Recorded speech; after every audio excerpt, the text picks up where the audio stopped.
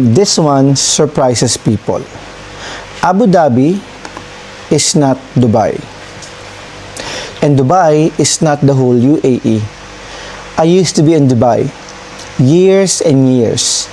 And then last year, lumipat na nga ako dito sa Abu Dhabi.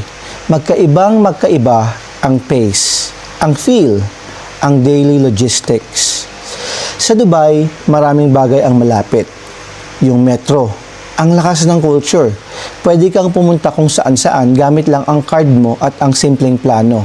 Mas mabilis, mas busy, mas laging may mga pangyayari. Dito sa Abu Dhabi, para sa akin, mas chill, pero depende kung saan ka nakatira. Mas malayo ang mga bagay. From my place to Al-Wada Mall, inaabot ako ng 1 oras sa bus. Yung mga bus sa ibang area, hindi every few minutes dumarating. Minsan, every hour and a half. So you plan your day differently. Iba yung rhythm, kumbaga. Neither one is automatically better.